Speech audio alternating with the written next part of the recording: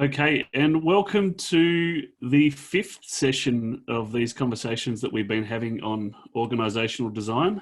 In the last session, we spoke adapt capacity, and we spent a fair bit of time talking about some of the things you can get in trouble with in organisational design.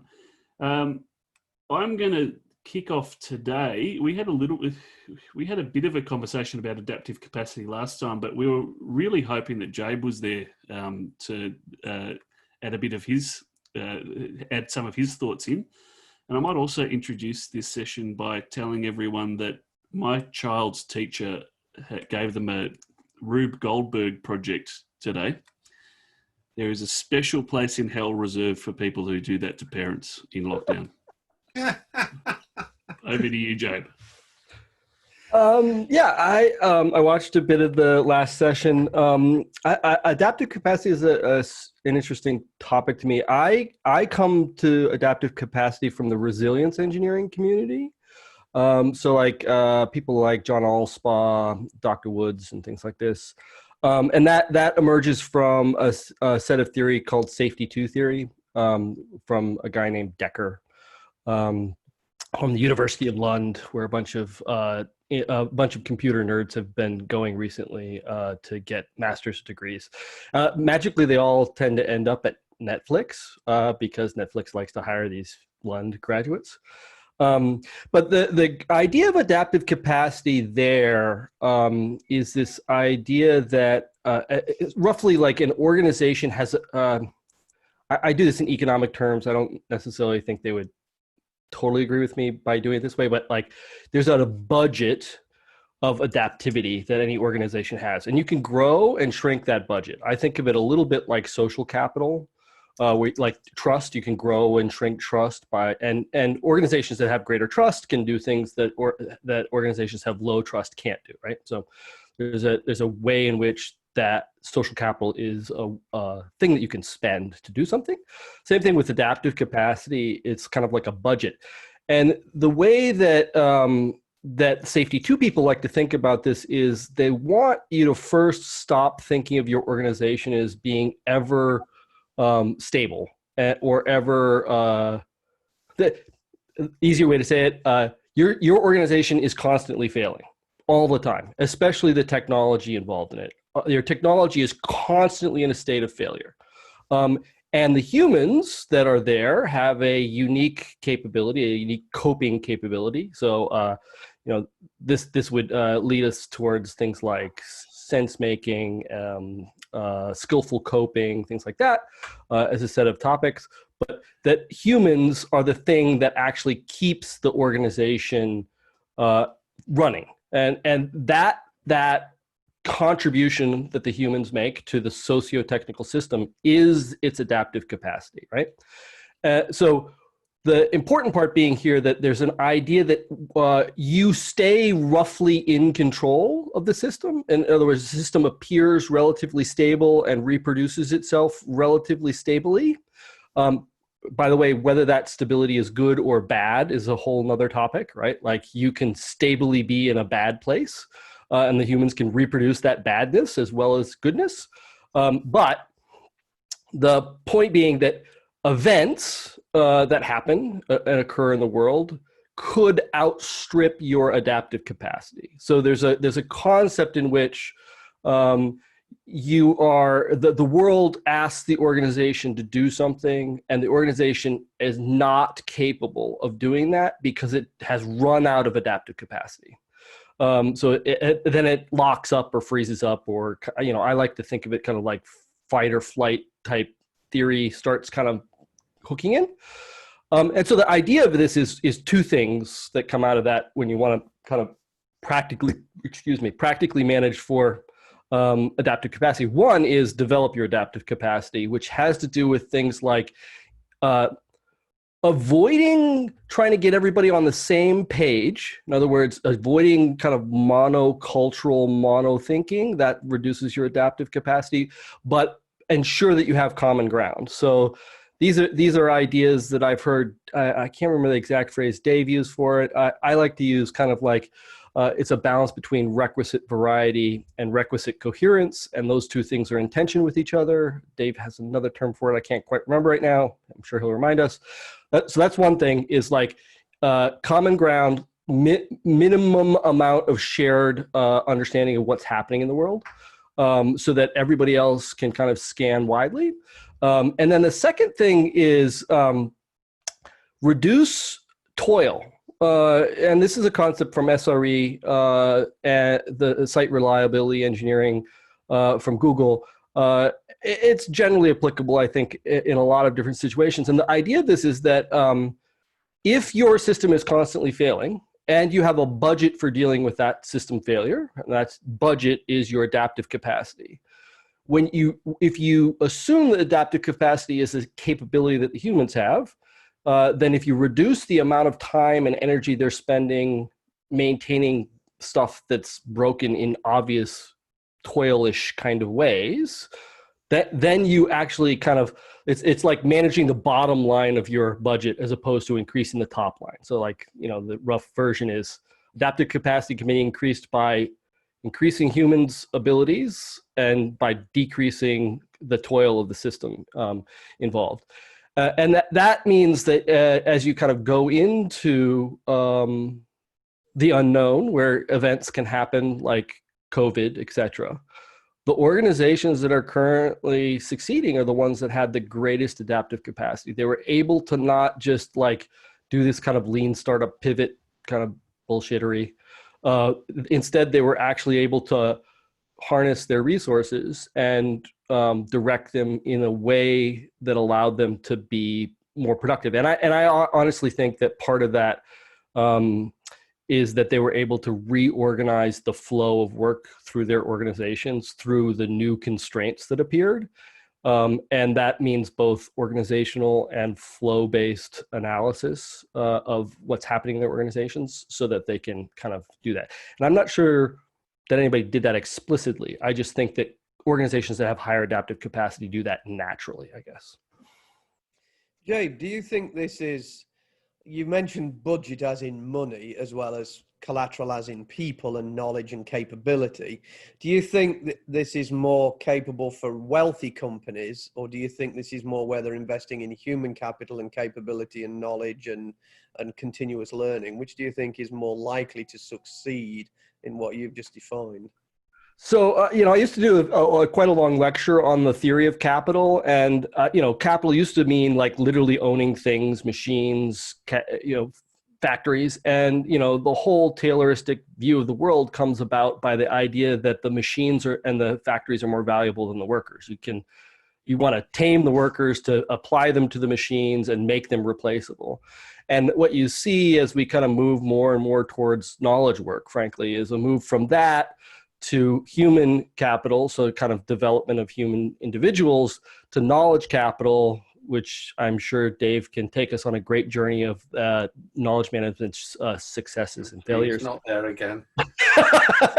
And then finally, I think right now what's happening is in most organizations is social capital. It is the development of informal networks, and then this adaptive capacity. And those forms of capital don't have anything to do with direct monetary funds, right? It's not something that you can monetize easily. And in fact, in kind of social capital theory, right, one of the things is that if you reduce those social relationships to transactions, in other words, you make them monetary as opposed to reciprocal, there are other issues that flow out of trying to monetize it directly. And trust being something that is usually expended in in non-reciprocal or transactional interaction. So that makes any sense? No, it don't. There was a regular debate between Larry Prusak and me over social capital. Because I used to argue it was the wrong framing. Yep. Because he talked about things like the favor bank.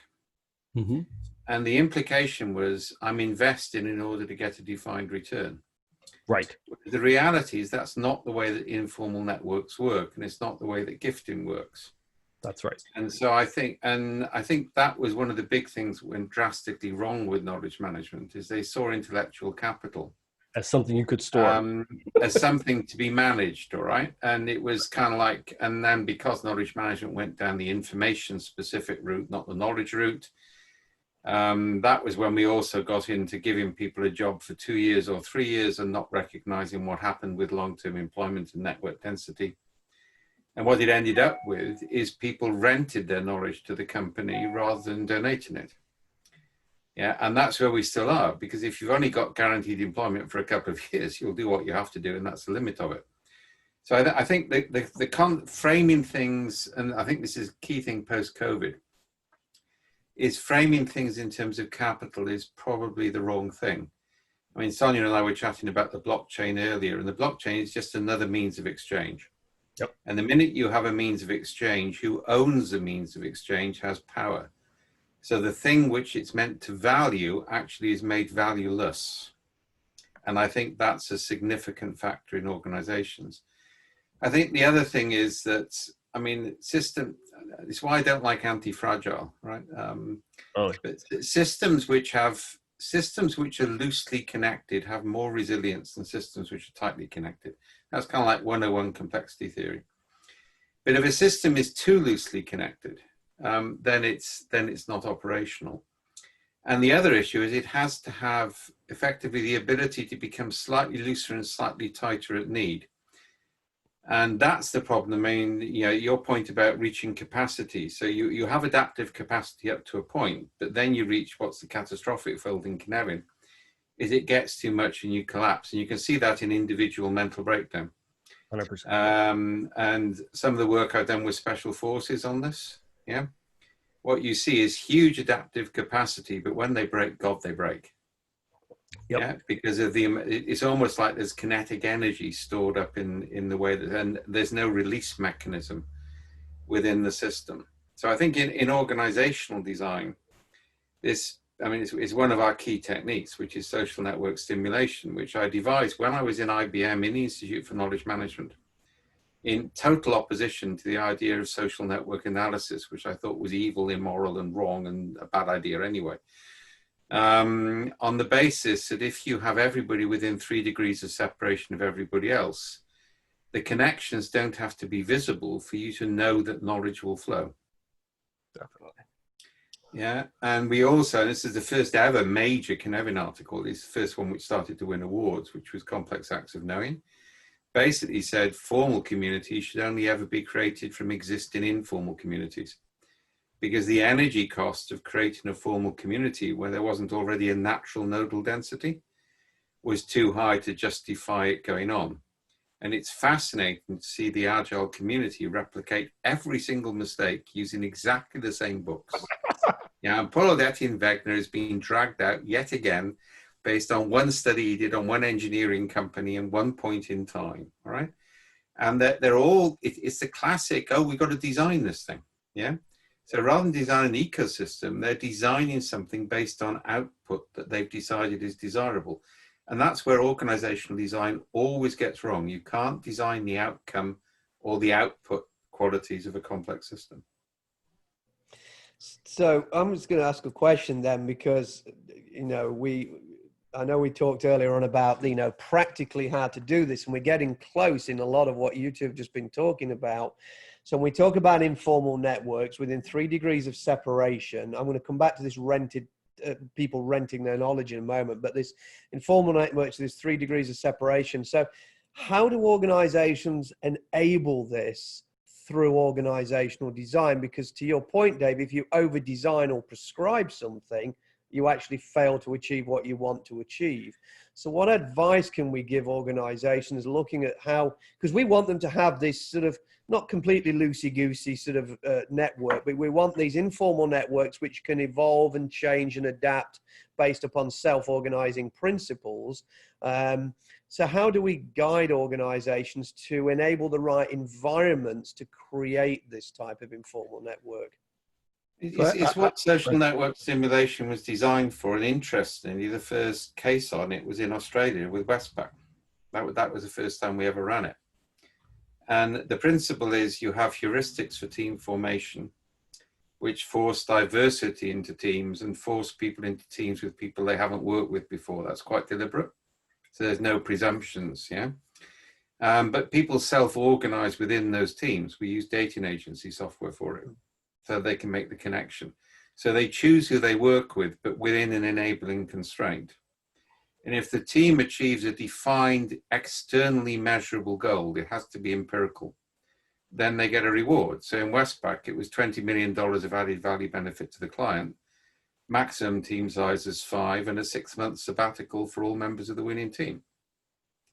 And economically, that was wonderfully cost effective.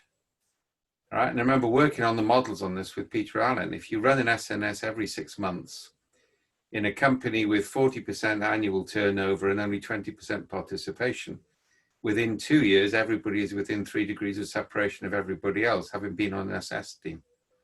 And that's the principle. You're triggering a process which lets the system connect, yeah, in that sense.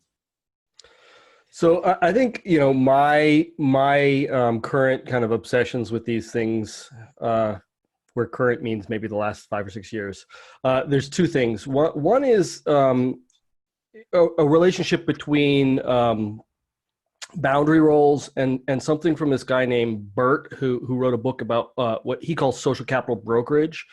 And the important kind of concept to grab out of there, I think, is this idea that there's good brokerage and bad brokerage. And so brokerage is just like there's information or some value somewhere in the company that somewhere else in the company could have right now, right? And so the way I usually kind of present it is like Bill is working on a database problem and Sally and another team is working on a database problem. And when they both say it out loud, it sounds similar enough that a broker, someone who moves in between the two teams, would go, oh, these things are related. So bad brokerage looks like this. The broker goes to Bill and says, Bill, tell me what you did. And the broker brings that to Sally and says, Sally, this is how to fix your problem. Why is that bad brokerage? Well, first of all, he's almost certainly not going to be able to extract the right knowledge quickly enough to transport it himself, right? And the result of that is Sally tries to do what the broker tells him, and it doesn't quite work. And then Sally also now thinks the broker doesn't know what they're doing, and also thinks that the Bill doesn't know what he's doing either. So you've like destroyed trust in the organization by moving knowledge around this way. The good version of brokerage or boundary spanning is that the broker literally creates a space for Sally and Bill to work together on the problem. And that does two things. It literally it's kind of like creating a temporary social network inside the organization where these people then learn to trust each other, learn to work together, and then they go back to their teams, but they know that they have a resource somewhere else in the organization. So I think this is one version of trying to create a loose, flexible, dynamic network that stitches things together. I always like to point out that like complexity, the plexure in complexity is like knitting. It's like tying things together. So the word weave. So yeah. So, you know, getting that right and making those connections loose, as in like they can dissolve, the formality of them can dissolve after the problem's gone, is important. The second thing that I've become really obsessed with recently is this idea about self-organization when we look at it at the team scale as opposed to the inside the team. So like team of teams stuff. And the thing that I think is most critical there is it's not self-organization, it's the ability to negotiate with peers directly, right? Because both teams have direct specific interests. In kind of the literature, this would be called polycentric theory, like an idea that there's no one group in charge of the outcome, there's multiple groups in charge. And why do I think that's important? I think that's important because the minute that collapses, the minute that the teams can no longer directly negotiate, they go up, right? In order to get the negotiation to happen, they go to their boss and then they go to their boss's boss. And in my experience, if it skips more than 2 levels, it always ends up with a manager who doesn't really understand what the concerns are. And therefore they make suboptimal baby splitting answers in order to get things done, and no one gets the value out of it. So by like pushing the negotiation skills, so like I think like people say, distribute decision making or distribute information or get the decisions to the right place close to the edge where the information is. All those things are useful inside of a team, but negotiation, the ability to negotiate a settlement where, not everything gets exactly where people want, but progress is made. That is the primary skill, I think, that you need to get at this kind of team of team level. So. And we don't train it either. I mean, there's some basic heuristics on negotiation, like never give without taking. Exactly. Because if somebody gives and they don't take, you actually kind of like don't trust them. So there are things you can teach on that. Yep. And I think escalation has to have penalties. So when I was a general manager, my view is very simple. You've got contradictory targets. If you can't resolve it between yourself, come to me. And I'll treat you like Winnie the Pooh treated Owl. I'll say yes and no alternately, and you won't know which sequence I'm on. Yeah. So you better resolve it for yourself, right? Yep. And I think the issue, and this is where we get into this key concept, I think, which comes from complexity of thinking about identity, not individuals. So sometimes identity is an individual, but it isn't necessarily the case. And I'd say that's the next generation of marketing as well. You're trying to trigger identity. Yeah, because identity is associated with behavior. Yeah, totally. It's really a good point. We got bring it back to the practical. So we've probably done 30 or 40 pieces of work where we've tried to go into organisations and shift them to more agile ways of working, I suppose, over the last 2 or 3 years. And a lot of the time, you walk into organisations with matrix-based management. So you've kind of got the functional leads, and they've got their functional teams. And the old way of doing things meant pass the parcel through those different functions until you got an end outcome. Now, it's kind of two things that we see. The first is you go in and you haven't got the authority to change the structure. So you basically try and create, I suppose, they're cross-functional teams, but the line of management still goes up to functional hierarchies. And when you do that, you get, because authority flows to information, there's just lots and lots of information going all through the organization. Decisions get really hard to make. Leadership's basically tied up in 20 or 30 stand-ups, whatever you want to call them, a day. And they find it very difficult to operate. The second is when you break that down, and there's a few really good patterns for that. So 2 in a box is a really nice one where you have you have leaders with equal authority in a team context, and that scales up. But you actually manage the tension that you want in the system through the allocation of those leaders. So it might be a product and an engineering lead, or it might be a product engineering design, I think Atlassian uses, or you might have financial, it might actually distribute financial acumen into the team if it makes sense to have like that financial tension in the product sense. What happens then, though, is that you lose some of the really good things that you had with the functional leadership, which is if you've got people that are not super high capability, or you've got juniors, sort of the mentoring pathways and that sort of thing disappears. And we had a great conversation with Dave a few months back, because what we tend to find is you put a bit of work in that model into launching communities of practice to try and replace that function that you used to have with the matrix, but inevitably, and Dave can talk to the theory about this, that the participation in those communities of practice starts to decay unless you've got someone who's really, really good at keeping groups of people together. So it's almost like the quality of the person dictates how well those things, how well they endure, rather than the quality of the practice.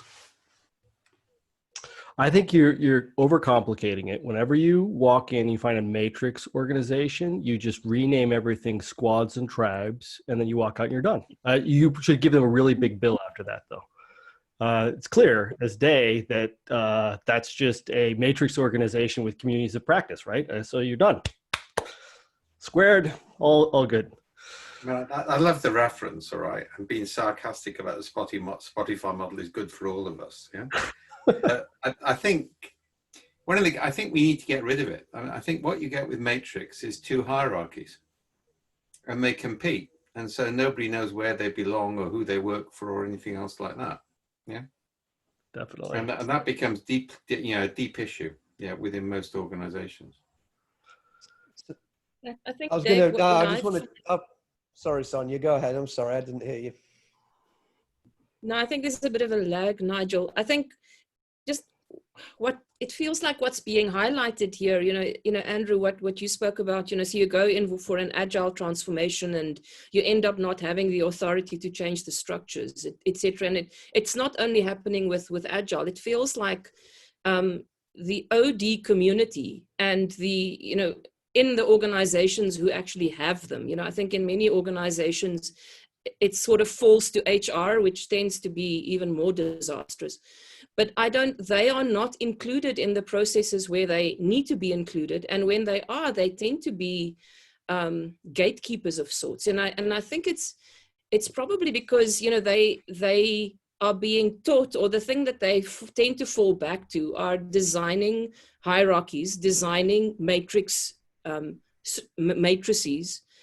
And I'm not sure that they actually are doing the work to start thinking differently about the organization's design.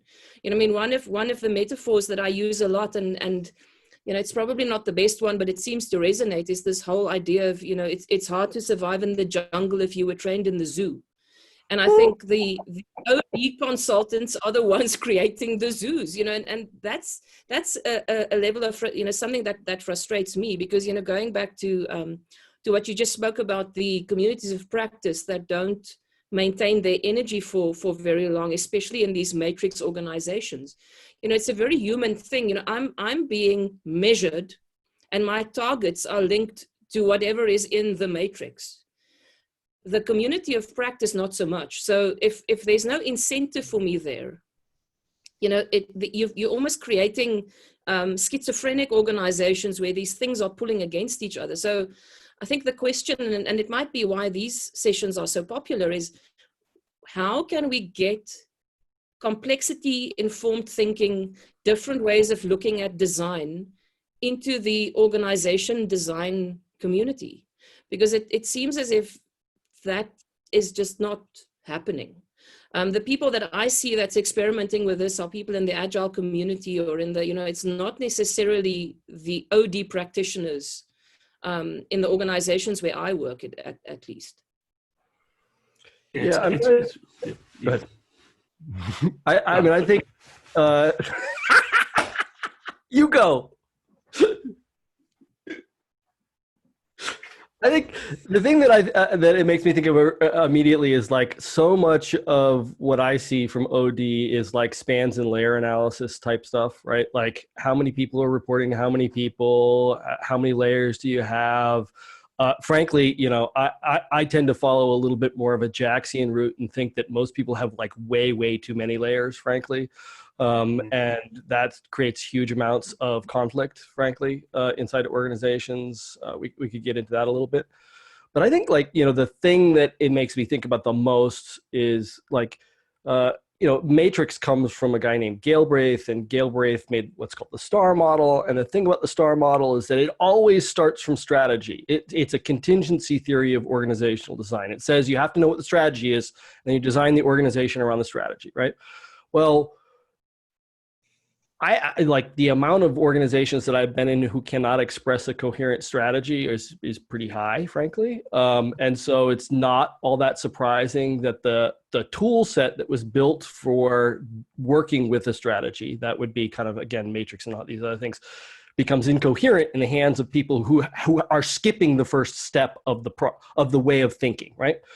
So I think one of the things is like to understand what contingency-based theories of organizational design would look like if we were actually doing them, and understanding that organizations that have strategies that pivot every 3 months are going to have to either get really, really good at constantly reorganizing, or they're going to have someone lift their head up a little bit and look a little bit further into the future and start organizing around longer term goals. And that doesn't mean you can't opportunistically take advantage of opportunities that are presented to you. But I think that one of the rants I get on eventually when I talk about this kind of stuff is that strategy is a middle management theory. It's a middle management thing. It's not an executive thing. An executive is supposed to be managing the capabilities of the firm and the long-term goals of the firm, not doing strategy. So the way I like to say this is like a basketball coach is the person who does strategy in a basketball frame, right? And so they deploy their particular resources. Those are the human beings that play basketball for them in a particular kind of way against a particular kind of client. That is strategy. Yeah. On the other hand, that person is not responsible in any way for attendance, getting an arena, paying salaries, getting a food vendor. All of that stuff are capabilities that are managed by an executive firm above them, right? And so I think in a lot of ways, one of the failures of organizational design is one of the failures of organizations right now. Executives are being dragged down into a very short time frame, and they're doing strategy instead of organizing and creating capabilities. And I think that causes a collapse in the way that people organize. And, then you get these kind of like weird, like constantly evolving, functionalized matrix models that, just create huge amounts of conflict in organizations. So I don't know. Jabe, to piggyback onto that, some of the things that I have observed is that, I talk about distributed leadership, which is that we've talked about this in previous conversations, that centralized coordination, distributed decision-making, which is what you're describing. But what we're finding is that distributed decision-making is only okay as long as the boss agrees. So I'm not sure that we're dragging them down or whether they're sort of wandering down and sort of interfering, Yep. It's Peter Principle stuff to me. In JAX, it's called time span analysis, and the time span analysis is super easy to do. How long can you work before your boss comes and checks on you? And so like in a Scrum team, that's like 2 weeks. That's my time span. So what do you get good at? You get really good at telling 2-week stories. You get really good at telling, in about 5 minutes, you can tell a story of what are you doing right now? This is what I'm doing for the next 2 weeks. Go up to middle management, same things happen. But it's quarterly or every 6 months. Yeah. Every 6 months, I have to go and report to my executive about what I've been doing. So I get really good at telling a 6-month story. Again, I still only get about 15 minutes to tell my story. So I can't put the same things in my story that the people on the Scrum team can, because otherwise my story would take way too long. Yeah. So different details, different shapes. Yeah. As you move up the organization, in theory, in Jack's theory, there's at least probably 3 or 4 levels, potentially 5. And each time you double the time span in theory, or 1.5 times. Yeah. So by the time you get up to an executive, you're supposed to be telling 2.5-year stories, right? But how do you learn what goes in those stories? Because you still only get like that 30-minute pitch to tell the organization what, because after 30 minutes, nobody's paying attention anymore. So you got to get really good at telling that thing. And a lot of executives, I just think, don't have a peer community that teaches them what a good story sounds like. And I'm sure Dave's going to yell at me about narrative and stuff like that, but we'll just stick here. And the result of this, like 30-minute explanation, is that they can't do it. So they Peter Principle themselves, and they go down and start telling the stories that they know how to tell. 6-month stories and stuff like that. And the result of that is an actual conflict, because the people who are supposed to be telling that story are like, hey, wait a second, I'm supposed to be telling, what story am I supposed to tell now? and then they go down, right? And so you get this compressiveness that happens where the narration of the firm gets compressed. And then it feels like when you get down to the bottom level, where you get the most amount of people involved, they don't have any way to tell their own story anymore because someone's always telling it for them. And there's not room for them to tell those stories. And so I think like that kind of opening up again of the time spans at the top of the organization isn't just about like long-term vision, blah, blah, blah, blah. It's actually about literally creating the space for people to have, you know, to pick on something Dave just said. Identity is knowing who you are in a story. And it's a story that you feel like you understand and that you are narrating well, right? And the lack of that screws people over. Sorry, go ahead, Dave. Capacity is the ability to change identities. Yep. So the problem is people confuse that. The ability to move between identities in different contexts. Yep. Particularly if you ritualize it. Yeah. And that's how armies get people to do things like go over the barricades. Yeah. Totally. Because the whole ritualization switches the identity. So people do extraordinary things. Yeah. Yep. And I think the other thing is you need conflict for any system to be healthy. The trouble with the matrix, it creates conflict between two formal organizations. Whereas actually the normal conflict is between the formal organization and the informal networks. Oh. And that's actually a healthy conflict. Yeah. Yeah. I mean, it's sometimes seen as cronyism and all those sort of things, but the reality is it's senior, and I keep arguing this to Agile people. I keep pointing out decision makers don't have time to assess the evidence. Right. I mean, exactly. You're in a general manager or a leadership position, you might get 5 minutes. Yeah. If you're really lucky, you might get to hear a couple of presentations, and you've got to make a call. Yeah. And you're going to make a call based on who you trust the most. Right. Because that's the least risky solution. Or you're going to call in McKinsey's to make a recommendation because nobody got fired for implementing a McKinsey's report. And I hired McKinsey's 3 times in order to validate what I wanted to get away with it with venture capitalists, right? Because it was an authority issue. And the sort of desire for everything to be peaceful and harmonious and common objectives and common goals is deadly, right? The engineering approach, this is also the problem with holacracy, is it builds bureaucratic conflict into the system. Yep. Yeah, rather than this sort of informal, formal conflict, which is actually quite healthy and something we grew up with. Yeah, in fact, you see it in all primates. It's informal networks, a way that the king is sometimes toppled. Yeah. So like one of the things I teach executives that I think is similar to this is what I call decision economies. And what that means is roughly like, as Dave said, you're an executive, how many decisions can you make a day? Literally, how many can you make in a day?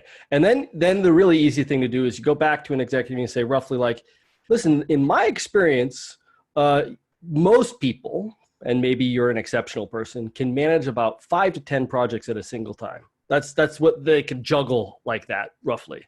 And so if you're making decisions, you should probably have like 5 to 10 buckets that you're making decisions about, just roughly. And so what's your budget?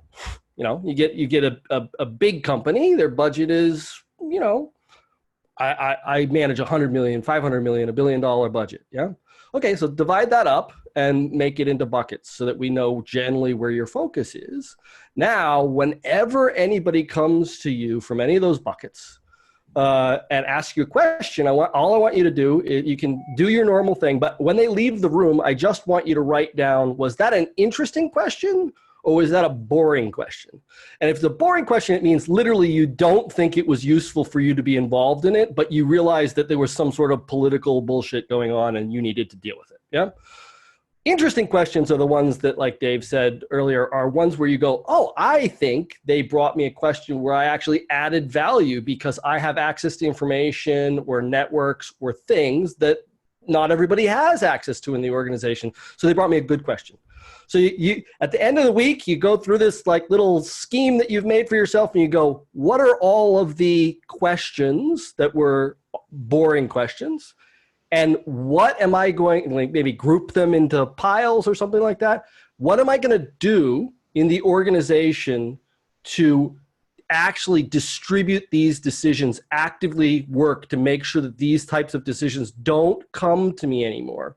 And again, it's a passive version of this. You're not resisting. You're not saying to people, stop coming into my office. You're saying, there's got to be a reason why people keep on bringing this stuff to me. And again, I think one of the skills that ends up happening there is that a lot of times the biggest pile is conflict resolution, negotiation skills, going down into the organization and working with the teams that have the hardest time negotiating their own settlements in a point where it hasn't become a crisis, right? So literally going to them or asking somebody to work with them to learn negotiation skills, learn how to keep control of their own decisions. That I think is, one of the things that I think people get great value from when they do it well. I was actually on a call about this yesterday. I've got another call at 3:00 today on a conflict resolution job we're doing. And what we're actually suggesting is they take two people from each side and put them with a third administrator who just wants the problem to go away. That forms a trio. But we create 10 trios, and they all come up with solutions, working independently of each other. Yeah. And then we look at what comes out of that. And again, I think the key thing, if you're a leader, is that you shouldn't be making decisions unless you've really got to. Exactly. You're doing everything in your bloody power to avoid it, because your job is to, this is the key thing on crisis management. Your job is to coordinate, not decide. Yep. Yeah, and link and connect people. And I remember one of the best companies I ever worked with, which was Lend-Lease. Yep. Which is an Australian company in a day when it was run by good people as opposed to ex-Harvard trained people. And the way they ran it is Stuart and Neville and one other person, all right? And these were really good guys, yeah? Really experienced managers. Is they'd fly around the world and beat up project teams, literally beat them up. We created a teaching story from it, which the name of which was The Corporate Seagull Comes In and Shits All Over You. So you could tell it was an Australian company, all right? But they would never come up with a solution, but they connect you with people who might. Yeah, and they had no formal reports. That's how they managed major projects like Blue Water, Darling Harbour, San Francisco Front, right? They could achieve things nobody else achieved because actually their central team never made a decision. Yeah, that wasn't the way they did it, all right? And I think at the moment, and again, the other problem is that you've got organizational departments, and I think I've said this before in this chat, who've got the chief executive officer in a Stockholm syndrome relationship in which he or she actually thinks they've got to reorganize when anything goes wrong. Yeah. Reorganization is a recognition that you failed. Absolutely. That tweaking the system, changing the system, moving people around, that's actually what you do on an ecosystem approach. This constant desire to re-engineer from scratch. Or at the other extreme, the nonsense of Taleb's solution to everything, which is kind of like a free market. Yeah, which is sort of unlicensed bids, all right? Both of those extremes are wrong. I also think there's nothing, there is no metric or measure in traditional management that actually tells you whether an organizational transformation has been successful, apart from the P&L. Like if you pull cost out. No, they never have been. Nobody's ever created a measure because nobody has ever seen a successful reorganization. We're still waiting for Well, I have to say that except when Nigel reorganizes himself, which you can see from his backdrop, he does on a regular basis. Right? I was just going to say that in a tongue-in-cheek way, I was working with a senior leader at Toyota who decided that once we were 75% agile, we successfully transformed. And when I asked about, well, what is 75% agile? I mean, this is a BS metric that a lot of people put out there, by the way, all that type of nonsense.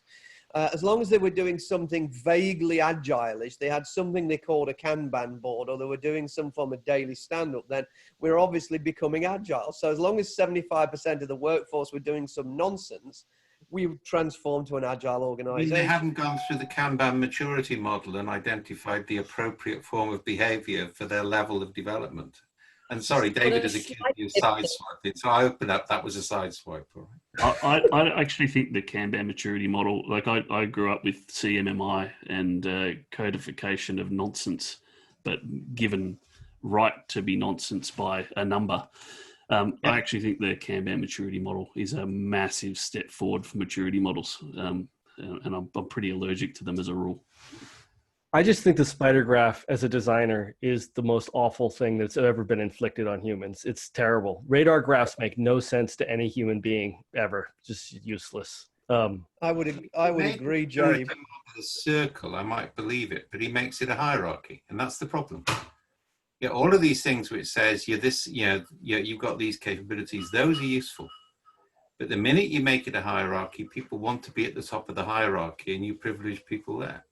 Yeah, I think that the thing I really like about the Kanban maturity model is that to proceed through it, you need to become more systems aware. So traditional maturity models were all about codification. So I need to be able to show that I've got repeatable processes. I need to be able to show that I'm measuring things, I'm documenting things, I'm doing the right thing. Whereas the Kanban maturity model, and I haven't really dug deeply into it, a couple of my team members have, but it seems to be about recognizing fitness for purpose. So making sure that teams really understand the customer. It's self-assessed, Andrew. So if he put in, something we'd happily work on him with, mass sense capability where you can't gain the output. Yep. I'd start to buy it. And if it was something which basically said, this is kind of like your overall pattern, so these are the behaviors which are appropriate for you, I'd accept it. Yep. But the self-assessed hierarchy has a really bad record in industry. Yeah, I see that risk, but I also think in terms of what's out there for measuring whether you're doing Agile well compared to some of the other maturity measures and the health checks and all the other stuff, which are frankly frighteningly novice, there is a fair bit of thinking behind the Kanban maturity model. I just want to say, I think when the goal is measurement, that is one of the problems. That starting from how are we going to measure this, as opposed to starting from how are we going to evolve this, change this, that type of stuff. And the stuff that I've been using recently is this. It's called maturity mapping, and the idea of it is that the whole set of theory that I won't go into really because we're about to run out of time, but there's a whole set of kind of social practice theory, and basically the idea is that like any skill inside of an organization is dependent on other skills. It's a network of skills, so it's like in the literature they call it a nexus of skills. And so the thing is, you can ask a team, what are they trying to do? What skills are they trying to learn? How are those things connected to each other? Which things should you focus on in order to drag other things forward, if that makes any sense? The way I like to think of it is roughly, certain skills that you learn or certain processes or techniques that you learn inside of an organization, for instance, like a Kanban board, gives you the information you need to learn and do other things. Lacking that information, you can't have the feedback loop close. So there's a lot of skills that you don't create them for their direct value. You create them in order to enable other skills to be useful at all, to kind of create the feedback loop.